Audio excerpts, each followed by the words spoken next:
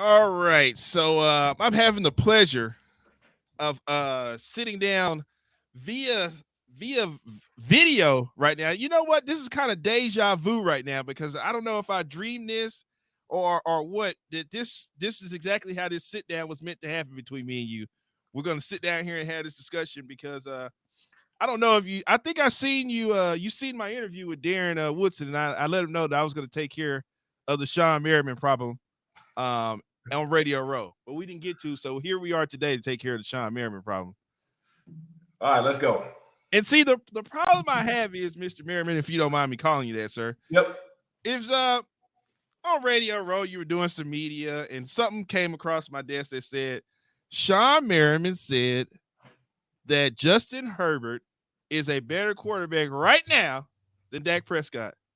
And I was befuddled by that because I was like, I thought me and Shawne were boys. How can he do this to me? How can he say such a thing? And here you are. What do you have to say for yourself, sir, after making that comment? So, okay, let me break this down and why I said that. And I know I'm always going to catch heat for whatever, right? Micah Parsons is my favorite player to watch. He's, in my opinion, I think he's the most dominant. I know that, you got Myles Garrett, TJ Watt, Nick Bosa. I get that. My personal favorite is Micah Parsons. Also, another favorite of mine is Diggs, and another player who don't get talked about as much is Lawrence. Tank. I'm glad. I'm glad because I'm gonna ask you about that comment he made later on about how they retired or whatever. I want to ask you about that. Yeah, and so so I got players who I watch, including the multiple All Pros that's on that offensive line, CeeDee Lamb. I talk great things about all these players, and I love to watch them. But there's this common denominator here that I'm saying with Cowboys fans. This is the thing. So all these players I just named, yep, you got it. All these players I just named just now, who I think extremely highly of. You say that Dak Prescott isn't that elite player that y'all think he is. It's like an explosion. It's like an explosion that happens. And so my comments were directed between Justin Herbert and Dak Prescott. Let me ask you this, and I want a fair, honest. Forget the team record last year. Let's forget that because one thing I will admit that Justin Herbert regressed last year, and I think that he regressed because team situation, head coach, injuries, being in a bad position. I was wrong about Kellen Moore, right? Because I was a big Kellen Moore guy coming in. I thought that he would really have an upside with the team. I was wrong. I think I warned you about that last year. You did. You absolutely 100% did. And I was like, nah, he's going to come in and really turn things around. He did not. If you go back to, let's put two guys in the combine. Let's put Justin Herbert in the combine. Let's put Dak Prescott in the combine. They're going through doing today? One-on-one today, right now. Okay. Individual drill. Forget the team success, forget records, forget all coaching, forget everything. If people can honestly sit back and say to me and with a straight face that you watch these two players work out and you go with Dak Prescott over Justin Herbert, I think that is a bold-faced lie. And that's something that you guys, especially Dallas Cowboys fans, don't want to admit. It's like, I think Dak Prescott is a really good player. I do. I think he's a really good player. But it's the fact that what bothers me the most is calling him elite. Now, Dak Prescott can do some elite things if you got multiple All-Pros in that offensive line, if you got a standout wide receiver like CeeDee Lamb, if you got a Diggs in that secondary, multiple Pro Bowls, you got the best player, in my opinion, on the defense side of the ball, DeMarcus Lawrence. I know Van Der Esch is hurt, but you give Dak Prescott a staff around him. He's going to light you up, but he's only going to light you up when it does not matter. And that's a point that I'm trying to get to. The Cowboys fans won't let go. It's just that Dak Prescott is going to win every game he's supposed to win, which, by the way, is not everybody can do it because last year, Justin Herbert, they lost against some teams that they should have beat. They only had, and to another point, they only had 6 points against the Patriots. Was a 6-0 score. So he regressed. But if you're talking about individual, talent for talent, who's the best quarterback? And people can sit up here and say, that they would take Dak Prescott over Justin Herbert, I cannot let that fly. And this is not me being a Chargers former anything. I'm brutally honest. I'm a brutally honest person, regardless of who I'm talking about. Dak Prescott is not elite, and it's okay to say that. And the Cowboys fans won't say it. And it's like a disrespect of him not being elite. He is a good player. And when I said that I believe that the Dallas Cowboys, and I still feel this way, I feel that if Dak Prescott wasn't looking for max money, if he wasn't looking to be paid as a top 3, top 4, top 5 quarterback in the National Football League, I would say, you know what? That's a win. That's a win for the Cowboys. They should ride that road. They should re-sign him to a new deal. The fact is Dak Prescott is going to look for a max deal, only to have another great regular season. That's it. Like that's my thing. That's all I'm saying. And the Cowboys fans will not admit it. And I don't know what did Dak do to y'all down there? You know what I'm saying? Like what did he do to make everybody believe that he's at the upper echelon of quarterbacks? When did that happen? I can explain this to you. First off, when he came in here, they went the first season he was here, we went 13-3. Okay. In his rookie year. And I mean, Dak Prescott has proven at times that he can. Okay, I'll give you playoffs, things like that. But sometimes when it matters, he steps up and makes the plays and the throws that he needs to. Now, your guy Justin Herbert. Okay, let's get to him for a second. Now, I will agree with you on this one thing: the upside of Justin Herbert is very high. And before it's over with, Justin Herbert might be a better quarterback than Dak Prescott before it's over with. But not now. Not now. Not today. See, not today. There we go. See, there we go again. Right there. Y'all won't admit it. And so can I take you back to a moment? Okay. All of I think it was last season, playoffs. Was it wild card? Your guy Justin Herbert was up on the Jacksonville Jaguars? Jacksonville Jaguars, yep. Jacksonville Jaguars had them up, had them beat. We was looking at other stuff to do at halftime. Thought the game was over with it. What did your quarterback do? What did your quarterback do? He let him come back. He let him come back, and he dropped it. So, with that being said, there are other games that Justin Herbert has dropped that I just can't put him above Dak Prescott. Now, again, that's not to say that one day he will not be better than Dak Prescott, because when it's all said and done, he just might be a better quarterback than Dak Prescott, because he's good in that category with Joe Burrow and Herbert. That's the class he's coming out of. So he's going to be in that upper echelon right there. Can we do this? Let me do this, right? We know that I'm not saying that John Harbaugh is going to come in and he's Lord Jesus Christ. I'm not saying that he's going to come in and they're going to win the Super Bowl or nothing like that. But I think that we all can agree, even before the season starts, they're going to be a better team. Let's say that they're going to be a better team overall. Well, what's your thoughts on Jim Harbaugh coming to the Chargers? I think this. Jim Harbaugh has turned around programs and organizations that are far less greater talent than what the Chargers have. I think the Chargers were the best team talent-wise that didn't make the playoffs. It almost didn't even make sense that they didn't make the playoffs because of the amount of the talent and the amount of weapons they had on both sides of the ball. And I'm Khalil Mack and Derwin James and kind of just throwing some names out there. Keenan. And I know Mike Williams went down and they got hurt, but you're talking about the left tackle over Sean Slater. You look at that team, you're like, man, this team ain't make the playoffs. It doesn't even make sense. I strictly believe, and I'm putting that on coaching. I really did, because I was watching the games and I was sitting there scratching my head like, what in the hell's going on? Like, where's the identity at? Like, are they a fast team? Are they a physical team? Or, you don't even know what team was going to show up. They had no identity. So one thing that we do know with Jim Harbaugh, him walking in the door, is that he's a character, he's a character identity guy of himself, right? And so I think that as a head coach, and we've seen it with Dan Campbell this year, that when you have a head coach that make everybody believe, it just resonates all the way through the team, all the way through the locker room. It trickles down.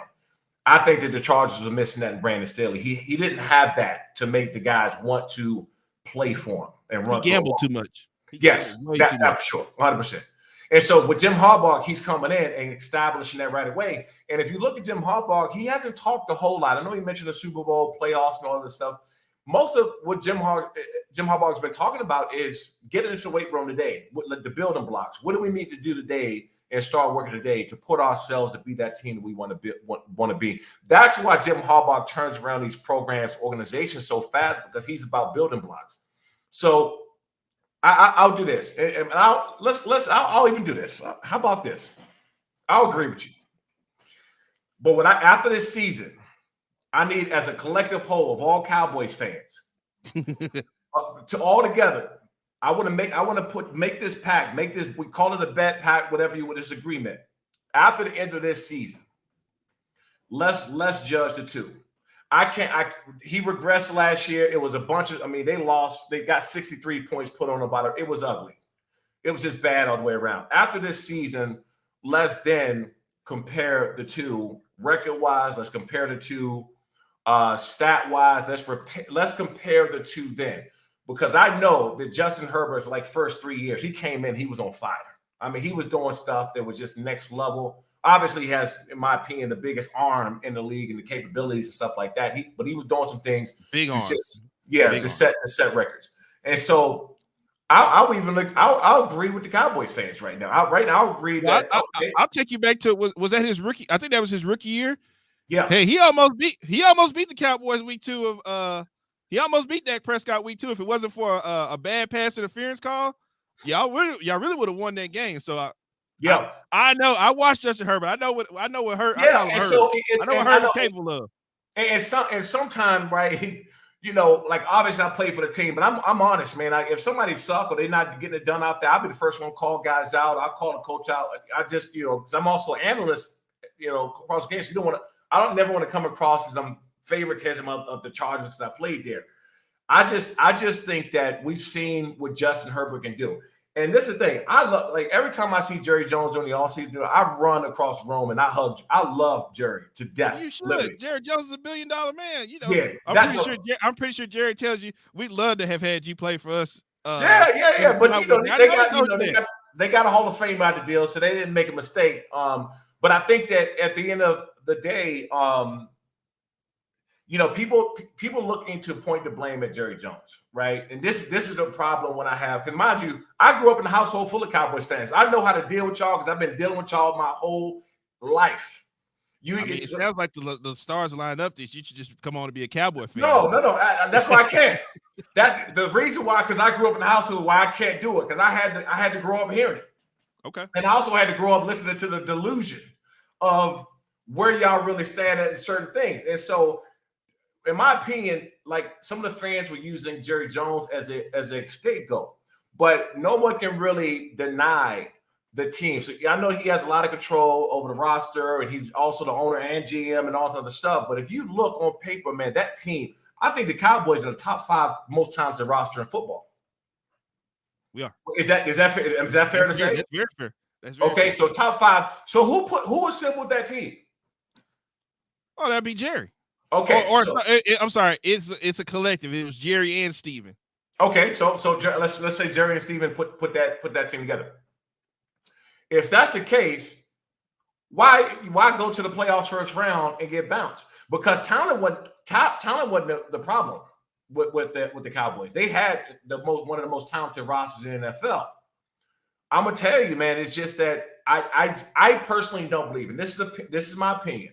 Mm-hmm. I just think that when it comes time, when everything matters, that when everything's on the line, that Dak Prescott he can't pull the trigger and get them over the hump. Shawne Merriman, are you letting Dan Quinn off the hook for that? Sounds like you letting Dan Quinn off the hook. Nope. Did you see that defense? Nope. And to your point, I'm gonna add this. Dan Quinn, I thought with Micah Parsons especially had him out of position. If I got the most explosive, one of the most athletic defensive players in football, there's no way in hell I'm lining him up in one position. He's moving on the field. You would not come out pre-snap and know what Micah is. Where do you think Micah should? Because that's a conversation here. 1 minute he should be linebacker, he should be edge rush, and then the thing with he ain't gonna want to do linebacker because linebackers don't make money. Middle linebackers don't make money. I think on the edge. One thing, and you guys are very familiar with Wade Phillips down there, and one thing that Wade Phillips did with us, and this is why I learned with Wade. Wade if you're great at something, you're doing 80% of the time. And what you're not great at, you're doing 20. And so he wasn't going to, Wade Phillips was never going to have me in a dropping the passer, covering the flats, covering the seams too much, even though I could do it. And you got to do it to keep everybody honest, to show the people, okay, I'm not coming off the edge 100% of the time. If I was Dan Quinn, I would have used Micah Parsons the same way they did with me. Right, I might line up on the left. I might line up on the right. I might start off the line of scrimmage. I might line up in the A gap or B gap and cut around and rush off the edge. But you will not know. And this is something I talked to Micah Parsons about personally before the season started because of the year he had before. And I let him know. I said, you're not coming in unnoticed this year. When people game plan, these offensive coordinators, they are game planning you. They are starting with you, and they would kind of figure out where DeMarcus Lawrence and some of these other guys are coming from, and they'll factor in everybody, but they are game planning you. So your job, and I told Micah this, I said your job is to battle these offensive coordinators by keeping them off balance. Dan Quinn didn't put him in some of those situations to do that. You can't line the most explosive player on the defense side of the ball on one line, on one side or the other, and put his hand in the dirt, because you eliminate 50% of his capabilities of getting to the ball. And by the way, no holding call was called against him in over 30-something quarters. Right. So if that is the last game, I think it's the most ridiculous stat we've ever seen by any great player ever in the history of football, not to get a holding call for that long, because you ain't got no choice to hold him. Right. You got to hold him at some point. And so if that was the case, he wasn't getting these calls, and I'm sure they were turning in these calls every single game after the game. Hey, look, he was held these 6 times. So they were turning these videos in of him getting held, and they're still not calling it. What I would have done if I was Dan Quinn, I would have took him off that line of scrimmage, and I would line him up in the middle, in a middle linebacker, and I would have brought him down A-B gap, the rushing that guard center. The next play, he'll be on the left. The next play after that, he'll be on the right. The next play, he'll be out on the flats and come down blazing off that line of scrimmage. And then, you know what? For a series, he'll play left or right DN. That's what I would have done. So you can't fan protect. You can't slide protect. You can't do anything to know what his pre-snap read was, pre-snap line was going to be. That's what I would have been, because he's such a dynamic player. You can't keep him there. So I was baffled. To see his hand in the dirt on one side of the ball. It just didn't make any sense. Yeah, Dan, listen, I keep telling people we got rid of the problem from last year. It was Dan Quinn. That defense that they played against Green Bay. Micah Parsons said something that was real key to me in his podcast. He said, we got out-schemed. When he said that, I was like, oh, no, Dan Quinn got to go. You can't tell me you got out-schemed by a team that snuck in the playoffs, and then when they played you, they made you look dumb. There were guys wide open in the field. If you're telling me you got out-schemed, then the coordinator needs to go. I'm sorry. And he was. And I think that Dan Quinn was, he did a good job for the year. I think Dallas' weakest point was that interior D line, because they were getting gashed on a lot of the runs and stuff like that. I think they could have done a better job interior, but also Van Der Esch, not being there, he's a big force and presence in the inside as well. But our rookie Overshawn, he tore his ACL in preseason. He was supposed to be our other middle linebacker, right. DeMario Overshawn from Texas, I believe. Yeah, he would have been another one, right? He's a beast. He's a beast. So let me ask you this: what do you think about Tank Lawrence's comments about when they asked him on First Take, and he said we were tired and mentally drained going into that game? How do you feel about that? You gotta. That's the captain who said that too. Yeah, I think that you gotta look. It's one thing to be a coach. You also got to listen to the players, right? You have to listen to them, and if that's backing off a little bit, giving guys a little bit more rest, if that's changing up your daily routine to get these guys back motivated again, because the last thing you want to do, and this is what happens all the way in the playoffs. This is what I think happened to the Cowboys. I think that there were teams that were transcending, they were going up. And you had some teams that were just barely sneaking in the playoffs, going on the down skirt, like the Eagles, right? Like they were just on the way down. And I felt like the Cowboys they looked like they were on their heels the entire game against Green Bay. They couldn't figure things out. Like they were unmotivated. They just didn't have that extra whatever it is. And I don't know if the practice schedule was more strenuous. We don't practice. We don't practice anymore. We don't practice like that no more here in Dallas. Yeah. Well, I don't think the NFL practice like we used to. Well, I know in Dallas we don't. Yeah. If they do, half the team don't practice on Wednesday. I know a lot of people that's off on Wednesday over there at the Star. So yeah. And so I think there was a lot of factors, but it's also the motivation of being able to get your guys to go. Because even if you're tired, beat up, and you have to get through to the players that, hey guys, this is it. We lose, we go home. Ain't no next week. Right.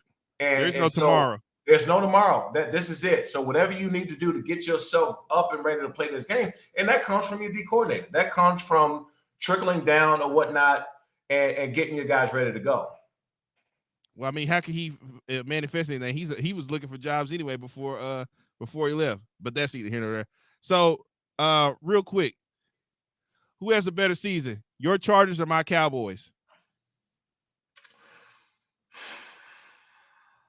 I think because the Cowboys are the best team in that division, right? I think they're better than Philly. They're obviously better than the Commanders, and so who else is there? It's the Giants. The Giants, and they're better than the Giants. They should run the conference. We never have back-to-back division winners. So I think the Cowboys won this year. So we've never had a back-to-back division winner. So we're looking to go 2 times this year, for the first time. And I think it's possible, unless Caleb Williams slipped to the Commanders and they got a franchise. Please draft him, Washington. Please draft him. Look. I mean, there's a lot of hype, and so it's what he's going to do on the NFL level is going to be people going to find out shortly. I think that and look, this too, right? I think that they're going to run a table in that division. They should beat the Giants twice. They should beat Philly. They should win out in that division. So there you go. You got 6 games already that you're going to win. Right. And so you're gonna play a couple out of conference games. So I think that no matter what, Dallas Cowboys are destined to win 10 games. Yeah, this year we've got the AFC North, and I think we got the NFC South, I believe.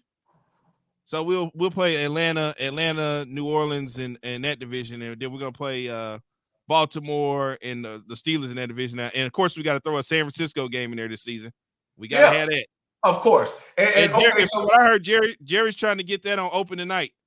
Oh, I'm sure. I'm sure he's trying to make that happen. And then too, if the Steelers don't go out and get a franchise quarterback because they haven't had one in several years, that's another win. So you get what I'm saying? Like, and that's why I keep saying what I'm saying about Dak. He's gonna beat all those teams. He's gonna beat the Steelers. He's gonna beat who else in that division? He's Ravens, the Browns, the Bengals. They're probably going to beat the Bengals. They're probably going to beat the Browns. And so there you go. There's your 10 wins right there. So it's hard for them almost in a sense. When we talk about the Cowboys having a great regular season, they're the best team in the division. And they got a couple out of conference games that they should win. Those are the games that Dak Prescott is going to go out and win. But when the game, the Ravens, okay, going to have a problem with the Ravens. You might even have a problem with the Bengals, right? Because Joe Burrow's back, he's healthy. Jamar, I think we beat Joe Burrow last time with our backup quarterback. I think so. Yeah. I think so, yep. Rush Hour. We beat him with Rush Hour last time. Yeah, that's right. We ain't scared of Joe Burrow. Yeah, so there goes. This is why I think they're going to win 10 games at least. And so those 10 games should win them the conference. If they're going to give Dak Prescott money, if they're going to give him a new deal, and they give him a max deal, I think if you don't get them deep in the playoffs next year, they gotta figure out a way to move him or do something because they have to, like. Do you know the restrictions he's got on his deal? Yeah, he's got a no franchise tag. He's got a no trade clause. So if he was to get traded, he got to decide. It's got to be agreed upon through him if he wants to get traded. I just think this, man, Dak Prescott, because of the history of the Cowboys, the championship with the Cowboys are the America's team. And back in the 90s and what the Cowboys stand for in football, that it's playoffs championship or nothing, right? And so the reason why I'm saying is because Dak Prescott will be an upgrade to the Falcons. Dak Prescott will be an upgrade to the Saints, Raiders, and probably about 5 other teams, a tremendous upgrade. But if an upgrade has to happen for the Cowboys, it has to be somebody that's going to get them at bare minimum to an NFC championship game. Bare minimum. So that's what I'm saying. It's not even a point of me taking a shot at Dak or the Cowboys or anything like that. It's just that the precedent that the Cowboys and the expectations are high. If they go and if Dak Prescott wins 9-10 games for Atlanta, that is a if he wins 10 plus games for Atlanta, that is a massive upgrade. He wins 10 games for the Saints, he wins 10 games for the Raiders. That is a massive upgrade. Dak Prescott is not an upgrade for the Cowboys, and that's what I keep trying to get to. And y'all would never admit it. You just, I know you're not. You just we had 2-12 and 5. We had 12 win seasons, man, back to back. Did you see him this year? He was like an MVP candidate this year. And in fact, if Dak Prescott won the MVP, I don't think a whole lot of people would have been upset because he was robbed. He was robbed. It shouldn't have been Lamar Jackson. Should have been Dak Prescott. He regardless, he was up in that conversation. If he won it, then I don't think there would have been too much of an argument. But again, Dallas Cowboys ain't in it for no great regular season. That's all I'm saying. And I think he's going to have another great regular season next year. And I think that he's going to get bounced the first round again. Come on, man. Don't do that. Don't do that. You know what I'm saying? Like, and then, man, I hate it because Dak Prescott got these other great qualities. He's a great leader. He does all the right things. You know that he's going to go out there and give 110%. But when the game's on the line, he's going to do what Dak Prescott does, is not come through. And that's the issue that I'm having when I say these things. It's not a shot at Dak. It's just that he's an upgrade for 5 to 7 teams right now if he was to go to him. The problem is, and this is the pickle that the franchise and the front office, and this is the pickle that the fans are in. Mm-hmm. Who do you move on from that's going to have a regular season like that? So I get and understand why that conversation is coming up, because at least you know you're going to get a great regular season out of that. You know that. You don't know if you're going to get a great regular season out of the next person you bring in. So I get where the confusion and the fight and the tussle is back and forth on moving on from Dak Prescott or not, because the options are slim. Who do you go? You draft an unproven rookie, right? Or do you get somebody off the street? So there's nobody even on the street right now that can step in that gives a better chance at Dak Prescott. So I may know a quarterback that might could step in right now. Give me one. Who do you think? He's had a little problem with his situation with his coach. But I think if you could drop Russell Wilson in right here, I think Russell Wilson would do just pretty good with the Cowboys. There you go. I think that Russell Wilson could be an upgrade, and he's won a Super Bowl before. He's been in clutch situation. Russell Wilson. I know that. And by the way, Russell Wilson didn't even have a terrible season with Denver. He did not. Russ is not cooked. I keep hearing that Russ is cooked. Russ is not cooked. He's not. And I think that he just got the raw end of a deal of a business side of the NFL. Right. But he actually did not have a bad season with the Cowboys. I mean, with Denver. So yeah, almost got him to the playoffs. Yeah, and not that great of a team either. Not that great of a team. And so with all that being said, Russell Wilson could be a great option. He's won championships. He's won a big game. He's proven to have that clutch factor. I just think now, because of Dak Prescott, what he's done in his career, and what the expectations for the Cowboys is that I just don't see him ever. I would love to be wrong. Dude, like, listen, I got friends in the front office. I'm friends with a lot of the Jones family. I got friends on the team, Diggs and all those my boys. Okay. So I would love to see them get over that hump. I just, when we're talking about individual talent and clutch factor and being able to get over the hump, I just don't see Dak Prescott being able to do it. But he's going to give you the greatest regular season you've ever seen. And he's going to continuously do it. And it's almost like a hype train that Cowboy fans are scared to go against because what he's done in the regular season. But I'm telling you, man, I just think that with that roster right there that they got right now, you throw Russell Wilson in there or give somebody else with that clutch gene. They're going to run that division. They're going to run the playoffs, and they're going to have an NFC championship game and possibly get back into the Super Bowl. That's all I'm saying. With that team right there, because you only got about 3 or 4 years with the same guys that you got a real run. Right, and, right. You know, You're very true with that. Right. Yeah, for us with the Chargers, it was like 2006 to 2010. We should have won at least one or something. We had a nucleus of the team. Then LT left, and Darren Sproles left, and we all new coach came in, North Turner came in, so it breaks up. Yeah, that team right there. Y'all had Drew Brees at first, and then you got we had Drew. And then we got Phil. Yeah, we had Phil. And so you got about a 4-year run. In Seattle, when that whole Legion of Boom period. That was about a 3-year run. 3-4-year run where you had an opportunity. They won one Super Bowl, right? And they got back to the other one, the one that they lost. So they had 2 shots. So you basically got this 4-year period. I think personally right now, the Cowboys period is this 4 years, and they just finished 2. I think they got 2 more.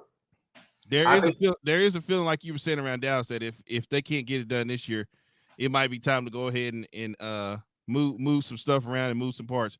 But that's why you hear Jerry say we're going all in this season.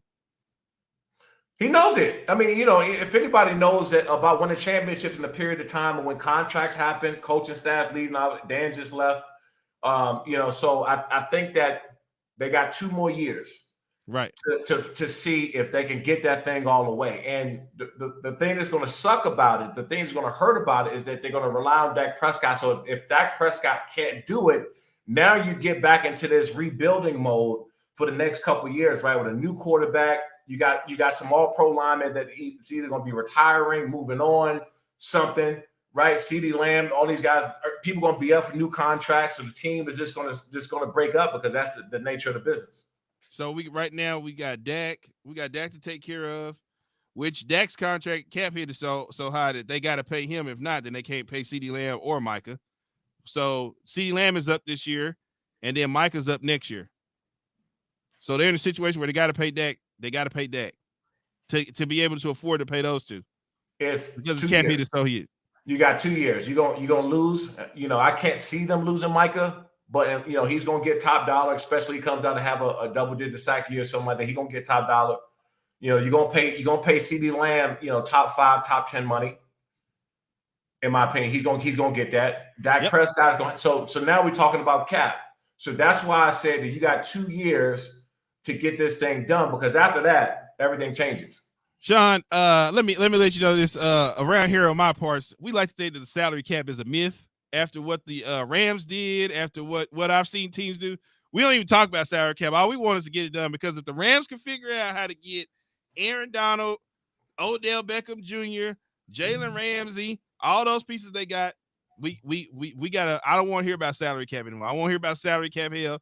Get it done. The Rams, we just watched the Rams go to the Super Bowl, win, suck for like a year or 2, and now they about to be right back in the hunt in about probably next season. Yeah, but remember, Rams had that couple years after they went all in with Odell and that whole team. Remember the comment, F the picks is what they were going with. F those picks. Yeah, that's it. And I think that when Jerry said that, it's spot on that they got 2 years to really figure things out. And because after that, it's just the nature of the business, people are going to break up. All right, before I let you go real quick, I seen you've been doing some work for the UFC. You got your you trying to sign by. Talk to me real quick about that. How's that going? And I know you've converted over to that after your playing career, and so UFC is pretty much where you head and the things you got going on right now. Talk to me about that. Yeah, so I own Lights Out Extreme Fighting, and we've kind of in the position to be a feeder, right, to the UFC, or streamline guys to the UFC, almost like the D League to NBA. I'll use that for the non-MMA fans out there. And so I actually started to train myself when I played, right, doing the main stuff like that in the off season. And when I saw Micah Parsons actually pick up boxing and stuff like that this off season, it made me happy, because I love when I see some former football player or current football players pick up some kind of combat sport. So we just had a big fight Friday, Lights Out Extreme Fight. It was on Fubo, which sold out. We sold out completely, and probably our best and most explosive card we had. But the cool thing is about this fight, we put chips in all the fighters' gloves to be able to measure speed, power, punch, impact. And I was sitting there biting my nails the whole time, figuring out if this data was going to work, if it was going to go through, and it did. We collected a lot of data. So this next fight we have April 6th. It'll be live on Lights Out Sports. I'm launching my own streaming platform. Hey, look at that. And that launches when? April. Okay. Yeah, we're gonna look out for that. Yeah, Lights Out Sports. So I'll probably the next 3 weeks, 3 or 4 weeks, people will be able to download the app. And we have 20 different channels that we're launching with multiple other sports and racing and cards and I can't name the companies just yet, but we're launching with 20 channels, man, and we'll be on TV devices, probably some phone devices. And so I've been around this space for a long time, man, and I've been fortunate to have the outreach that I do, but also be able to provide a value to some of these other content partners because of kind of what I've done over this past decade and a half. So it's been great, man. And we got our next fight April 6th in Long Beach, Lights Out Extreme fight. We'll be live on Lights Out Sports. Okay, so Lights Out Sports you say it's going to be an app, so we can just go to our phone and download it. Yeah. And when we get the app, we'll be able to watch. Is it can we go back and watch old fights too, or is it just like fights that are up and coming live fights? Yeah. So it'll be live fights with the other 20 partners on it. And then these other sports and leagues and stuff, everybody knows. So we're launching with some other big leagues. And it's going to be great, man, because for me, I wanted everybody to have access. It's free app. Yeah. And so people will be able to download our fights and watch them on their phones and mirror their phones to TV and watch it wherever you are. Hey, man, you starting a network, man. You get ready to take the world over, man. Starting a whole new network for us. Yeah, so, I mean, look, football's been great, and I have some great partners and stuff like that. We'll still have some distribution on Fubo and Bally's and Amazon Freevee and stuff like that, but it'll be a re-air. But initially starting out, we'll be on Lights Out Sports.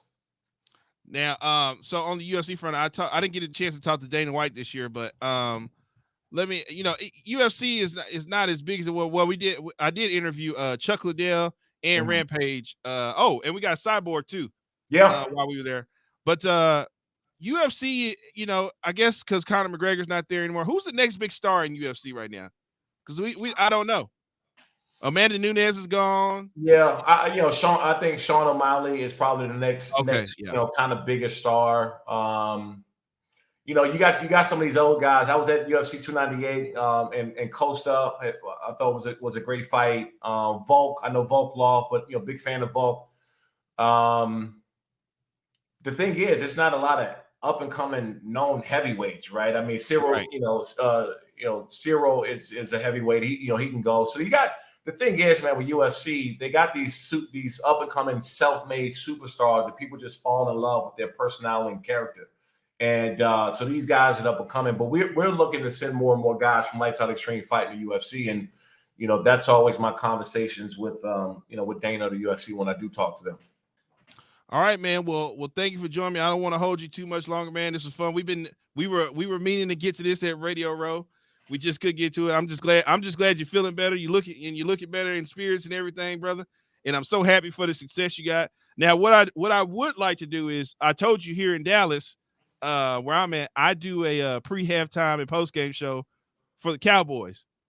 So what we would love to do is, if we could, one Sunday after a game, once this thing gets deep into the season, we would like to revisit this conversation with you on our post-game show, if we could.